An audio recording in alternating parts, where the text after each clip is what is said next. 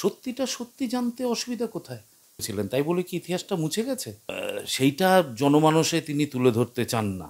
সেই সত্যিটা বেরিয়ে গেলে কর্মকাণ্ড কারখানা যেগুলো ছিল, যে ইতিহাসটাকে মুছে দেওয়ার চেষ্টা করছেন।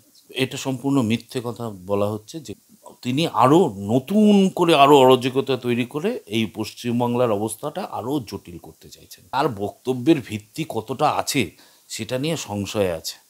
কারা ওইখানকার এভিডেন্সগুলোকে লোপাট করেছিল, কেউ না কেউ জড়িয়ে আছে, যে কারণে বিষয়টাকে ধামাচাপা দেওয়ার চেষ্টা করেছে এই সরকার। এই যে নোংরামোগুলো চলছে, সেই নোংরামোগুলোকে বন্ধ করুন। আজ আমাদের সাথে উপস্থিত রয়েছে অভিনেতা প্রদীপ ধর। আমাদের প্রথম যেটা প্রশ্ন, ইতিমধ্যে আমরা দেখছি পরিচালক বিবেক অগ্নিহোত্রী বেঙ্গল ফাইলসের ট্রেলার লঞ্চের দিন থেকে বিতর্ক শুরু হয়ে গেছে। এমনকি কলকাতাতেও বাতিল করা হয়েছে এই সিনেমার ট্রেলার। আমাদের এই বাংলায় যে সিনেমাটা চালাতে দেওয়া হচ্ছে না, মুসলিম লীগের প্রতিচ্ছবি এরকম একটি সিনেমা কেন পশ্চিমবঙ্গে বন্ধ করা হলো? দেখুন, ছবিটা রিলিজই করলো না, ছবিটার গল্পটা কী, ছবিটার মেরিট কী সেটাই কেউ জানলো না। তার আগেই প্রায় সরকারিভাবেই ছবিটাকে বন্ধ করে দেওয়ার একটা প্রচেষ্টা, ট্রেলারটা যেভাবে বন্ধ করা হলো। কিন্তু এইভাবে তো কিছু বন্ধ করা যায় না, সত্যিটা সত্যি বেরোবেই। বেঙ্গল ফাইলস যে ঘটনাটা নিয়ে তৈরি, সেই 46 সালের গোপালবাবুর প্রতিরোধ, সেটা তো হিন্দু সমাজকে ভুললে চলবে না, বা সমাজকে ভুললে চলবে না। সত্যিটা সত্যি জানতে অসুবিধা কোথায়? শেরশাহ, তারপর ঔরঙ্গজেব, এরাও তো একটা সময় অনেক নিধন করেছিলেন, তাই বলে কি ইতিহাসটা মুছে গেছে? তা সুতরাং যদি এই প্রজন্মের লোকজন সেই ইতিহাসটাকে মুছে দিতে চায়, তাহলে তারা ভুল করবে, এটার কোনো মানে হয় না। সত্যি আজ না হোক কাল বেরোবেই। সেটা হচ্ছে এই সরকার তো মোটামুটি একটা সম্প্রদায়কে দুধিল গাই বলেই ফেলেছেন। ফলে সেই দুধিল গাইরা কী কারখানা করেছেন সেইটা জনমানসে তিনি তুলে ধরতে চান না।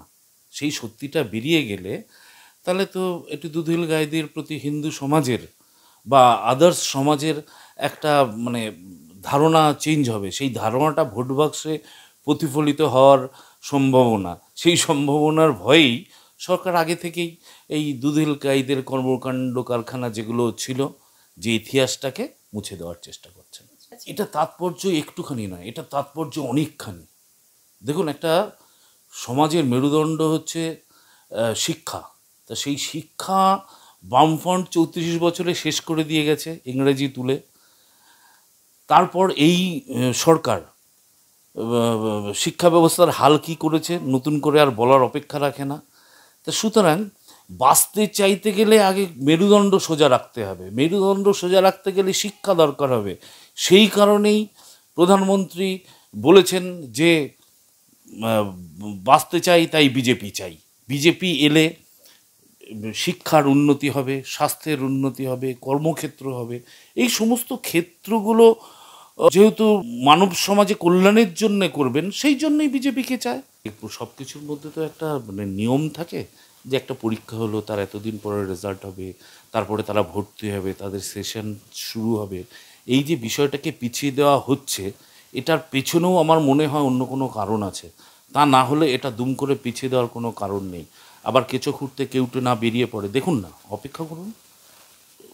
আজকে আমরা কিছু বুঝতে পারছি না, কালকে দেখুন না ওই এসএসসির মতো ঘটনা ঘটেছে কিনা। এটা সম্পূর্ণ মিথ্যে কথা বলা হচ্ছে, যে কথাটা বলা হচ্ছে যে মুসলমানদের বাদ যাবে। কোনো মুসলিমের নাম বাদ যাবে না। যারা ভারতীয় কোনো মুসলিমের নাম বাদ যাবে না। বাদ যাবে যারা অনুপ্রবেশকারী মুসলিম, তাদের নাম। সেই সঙ্গে আছে রোহিঙ্গা অনুপ্রবেশকারী, সেই সঙ্গে আছে বাংলাদেশি অনুপ্রবেশকারী, যাদের এদেশে থাকার কোনো অধিকার নেই, নৈতিক অধিকার নেই, তাদেরকে এই সরকার ভোট দেওয়ার মতো একটা গণতান্ত্রিক জায়গায় পৌঁছে দিয়েছে দেশের। তাহলে সেই জায়গাটা যাতে পরিষ্কার হয়, ভোটের লিস্টটা যাতে পরিষ্কার হয়, শুদ্ধ হয়, সেই জন্যই এসআইআর প্রয়োজন।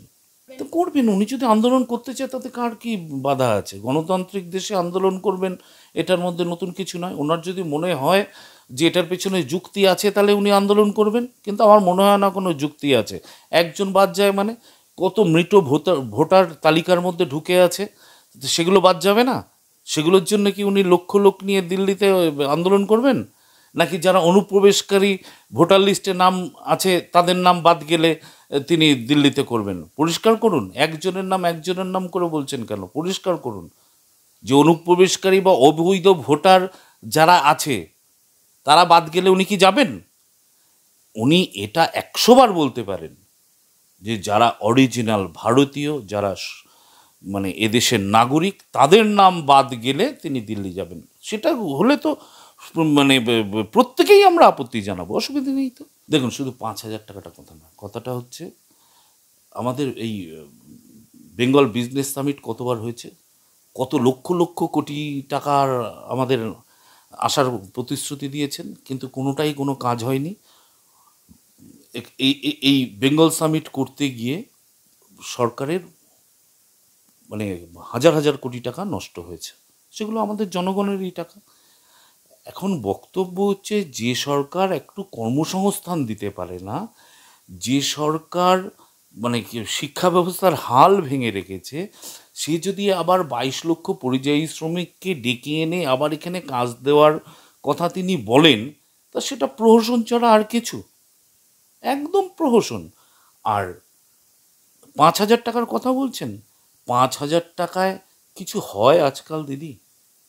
এই সমস্ত মানে ভোটের রাজনীতির প্রকল্প এগুলো, এর বাইরে কিছুই না। আর যে অরাজকতা তৈরি হয়ে আছে, তিনি আরও নতুন করে আরও অরাজকতা তৈরি করে এই পশ্চিমবাংলার অবস্থাটা আরও জটিল। এমনি সিভিক পুলিশ আছে, সিভিক ডাক্তার করার চেষ্টা হয়েছিল, সিভিক নার্স করার চেষ্টা করা হয়েছিল, এবার ওই সিভিক টিচার উনি তৈরি করবেন, যেটা করার চেষ্টা করেছিলেন। আবার এখন তিনি সিভিক, আবার ওই পরিযায়ী শ্রমিক তৈরি করবেন। কি যে মাথায় ABCDEFG ঘুরছে যে প্ল্যান, এই প্ল্যানটা ধরা খুব মুশকিল।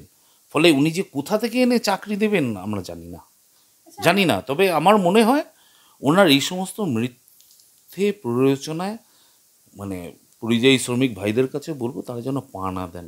যেখানে আছেন, যেটুকু খাদ্য বাসস্থান বা অন্য জোটাতে পাচ্ছেন সেটাতে থাকুন। এই রাজ্যে এমনিই কাজ নেই, নতুন করে এখানে এসে কাজ জোগাড় করা মানেই হচ্ছে মানে ভুল পদক্ষেপ হবে।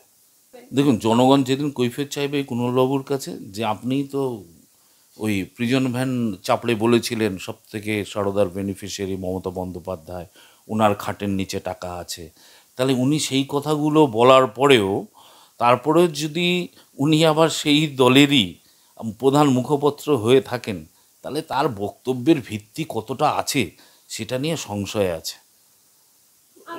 মানে এটা নিয়ে কোনো মন্তব্য করাটাই আমার মনে হয় ঠিক না। মানে কুণালবাবুকে তো নিয়ে নয়। অভয়ের মা বাবা বিচার চাইছেন, এটা বাংলার জনগণ তত ভারতবর্ষের কাছে পরিষ্কার যে অভয়াকে যেভাবে নৃশংসভাবে একদম হত্যা করা হয়েছে, সেটা কোনো একটা মানুষের পক্ষে সম্ভব না। তা সুতরাং উনি যদি মানে ভেবে থাকেন যে বিচার সম্পূর্ণ হয়েছে, একজনকে দোষ দেওয়া হয়েছে, ব্যাপারটা মিটে গেছে, মেটেনি। ওই যে কারা আরজি করে গিয়ে ভাঙচুর করেছিল, কারা ওইখানকার এভিডেন্সগুলোকে লোপাট করেছিল, সেই লোকগুলোকে তো একবারও ধরা গেল না। ওখান থেকে হসপিটাল থেকে যে বিএনএমের অভিযোগ উঠেছিল, সেগুলো নিয়ে তো এখনও কোনো কিছু আমাদের সামনে পরিষ্কার হলো না। যে মানে কি বলবো, 2 নম্বরই কাজগুলো এই হসপিটাল থেকে চলতো, মানে সেই বেড কেনা থেকে শুরু করে জাল ওষুধের সিরিঞ্জ, যাই বলুন না কেন, কই বা মৃত মানুষ বিক্রি, যে সমস্ত মানে কথাগুলো উঠেছিল, কই সেগুলো এখনও তো আমাদের কাছে পরিষ্কার হলো না। আসলে এই ঘটনাগুলোর মধ্যে কোনোভাবে সরকারি কেউ না কেউ জড়িয়ে আছে, যে কারণে বিষয়টাকে ধামাচাপা দেওয়ার চেষ্টা করেছে এই সরকার। তা উনি ভাবছেন সরকার পক্ষ যে মানে ব্যাপারটা মিটে গেছে, কিন্তু মেটেনি। তুষের আগুন ঠিক জ্বলবে, বিচার অভয়া পাবে। এই সমস্ত ঘটনাগুলোকে নিয়ে না বেশি বলতে ইচ্ছা করে না, কারণ এগুলো এত মানবিক এবং সেই সঙ্গে যারা ঘটায় সেই পাশবিক, সেই বিষয়গুলো নিয়ে না বেশি মানে ভালো লাগে না, সত্যি বলছি। তবে আমি মানে এইটুকু সরকারের কাছে রিকোয়েস্ট করব, এই যে নোংরামোগুলো চলছে সেই নোংরামোগুলোকে বন্ধ করুন, না হলে এর ফলাফল কিন্তু ভয়ঙ্কর হবে, ভয়ঙ্কর হবে। 2011 সালে আসার পর থেকে আপনি বলুন তো কবার এসএসসির পরীক্ষা হয়েছে, কটা ডিপার্টমেন্টে নিয়োগ হয়েছে? সরকারি চাকরি তো এদিকে বলছেন লক্ষ লক্ষ ভ্যাকেন্সি আছে সব জায়গায়, সিভিক নেওয়া হয়েছে, পুলিশে কোনো লোক নেওয়া হয়েছে? লোক নেওয়া হয়নি। এইভাবে এই সরকার একটা কর্মসংস্থান দিতে পারছে না, ফলে মানুষকে আনন্দে উৎসবে মাতিয়ে রাখা, মানে পুজোয় টাকা দেওয়া, তাদেরকে ভাতা দেওয়া, লক্ষ্মীর ভাণ্ডার করা, এই সমস্ত যেগুলো মানে না করে মানুষের যদি একটা কর্মসংস্থান করে দেওয়া যায় না, তাহলে আমার মনে হয় সেই ফ্যামিলির সঙ্গে সেই পারিপার্শ্বিক ব্যবস্থাটাও পাল্টে যায়। শুধু ভাতা দিয়ে কি আর জীবন চলে? এই সরকার ভাতা দিয়েই ভেবেছে এই রাজ্যটাকে উনি নিজের হাতে মুষ্টিগত করবেন। তো উনি এত বছর পেরেছেন, কিন্তু মানুষ জেগেছে, মানুষ আর এই মানে মুষ্টিগত করতে দেবেন না। আসন্ন 26-এর যে নির্বাচন আসছে, এটা